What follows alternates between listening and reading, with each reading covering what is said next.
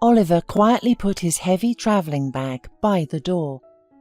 Wanting to surprise his wife, he returned home without warning after working on the oil rig for 2 months. Before meeting his wife, whom he had not seen for so long, he bought her favourite white roses and excitedly anticipated walking into the house and surprising her with his sudden return. Oliver quietly took off his jacket in the hallway as suddenly he heard his mother-in-law's voice coming from the kitchen. "I have told you before that you deserve more. It's time to say goodbye and put an end to this. You've suffered long enough with him. That's enough already. You have finally made the right decision. Let him look for a fool who will keep quiet. Believe my experience in life. Either you will make up your mind or you will continue to suffer." Oliver was shocked by what he had heard. It seemed to him that the ground had slipped from under his feet at the moment when his wife's mother Miranda said that Teresa had suffered enough with him and persuaded his daughter to leave him. The stunned man quickly put his shoes on, grabbed the travelling bag left on the doorstep, and walked out quietly, carefully closing the door behind him. Oliver could not comprehend what he had just heard. He and his mother-in-law always had a good, warm relationship, and the fact that she considered him unworthy of Teresa shook the man to his core. Apparently, Teresa had already made up her mind. Oliver loved his wife with a selfless love, but if Teresa was unhappy and tormented with him, he would have to let his beloved woman go and cut her out of his life. Oliver stopped at his close friend.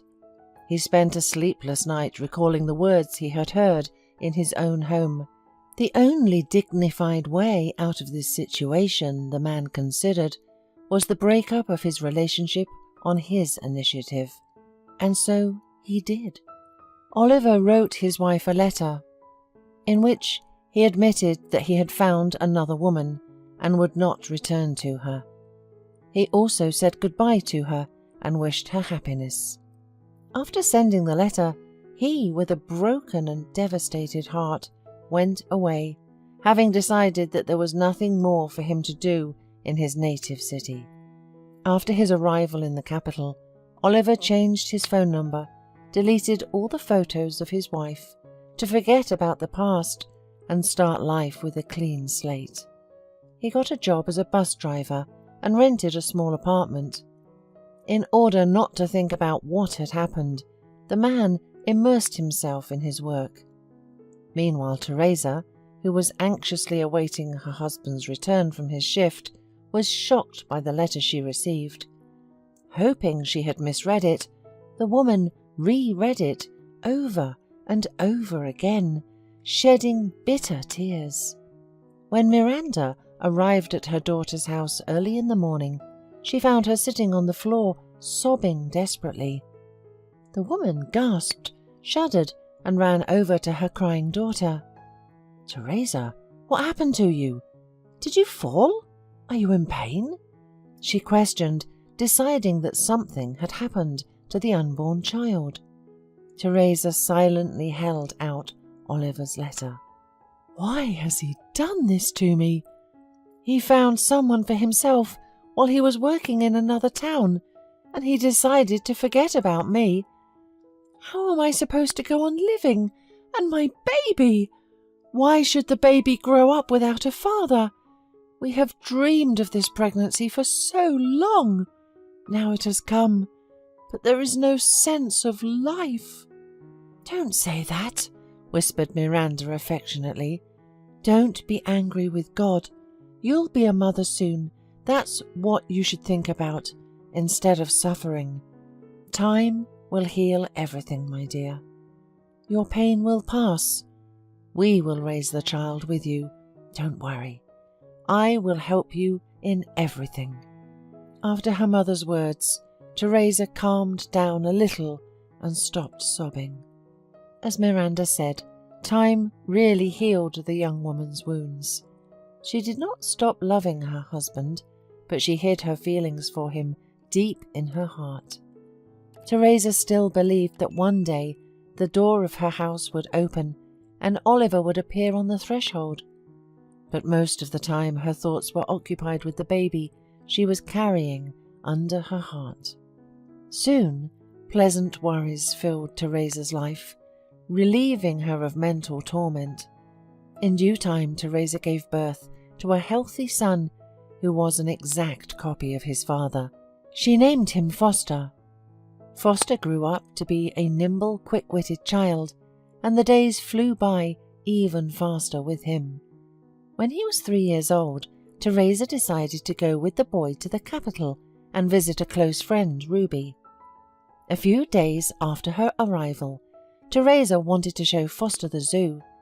Since it was not far from the house where Ruby lived, the woman decided to take the bus.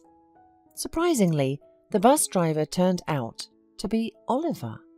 She looked at him in confusion until she finally came to her senses.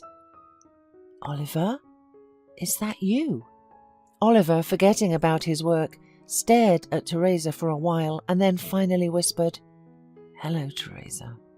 He immediately turned his attention to the blonde boy, whom Teresa was holding by the hand, and thought with sorrow that she had already managed to give birth to a child by another man.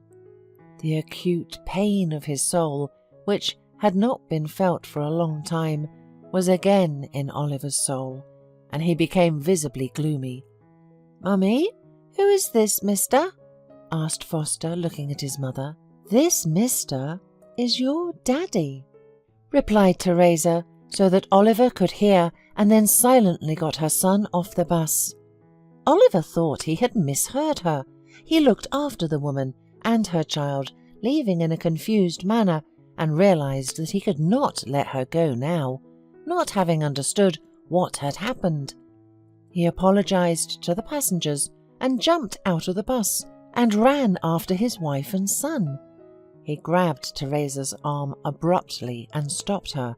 "Tell me, is it true?" asked the man, practically out of breath. "Is he really my son?" Teresa nodded affirmatively and said in an excited, trembling voice, "I have never deceived you, and now I'm telling you the truth. But you have to go. The whole bus is waiting for you." Oliver looked at the bus and realized that now was not the best time and place to figure things out. "Yes, I have to go, but I'll be waiting for you at this spot tonight at 9 o'clock. Oliver took one last look at the child and Teresa and returned to the bus. At the zoo, the woman's thoughts were occupied only by her husband and his last words. She had no regrets about telling the truth and was surprised at Oliver's reaction. Did he really think she could have had a child that age from another man?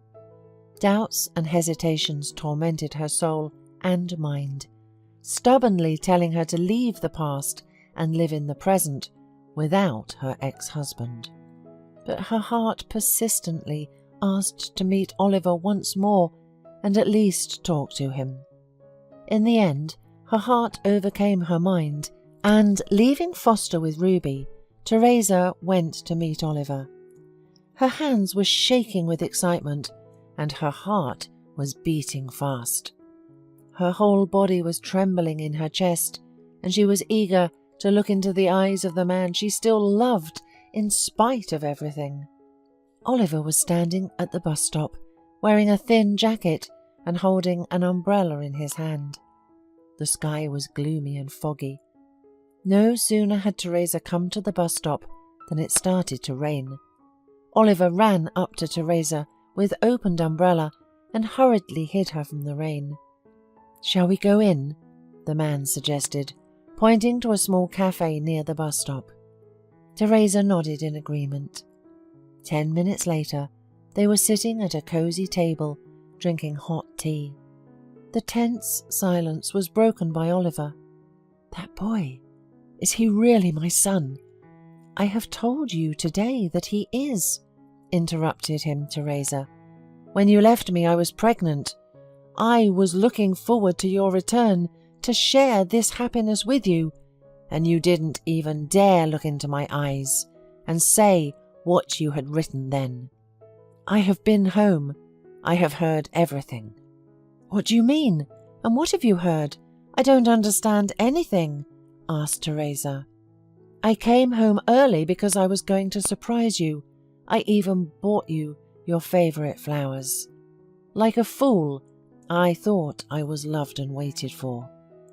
I was sure of it until I heard your conversation. My dear mother-in-law was trying hard to persuade you to leave me and find a better match. And you yourself didn't mind and didn't argue with your mother when she was blaming me for tormenting you.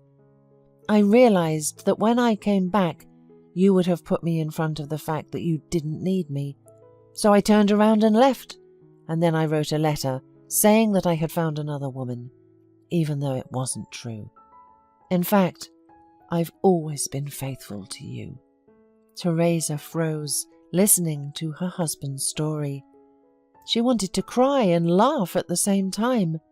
At the time, she and her mother weren't discussing Oliver, but Teresa's boss, who kept the woman busy and made her work for two.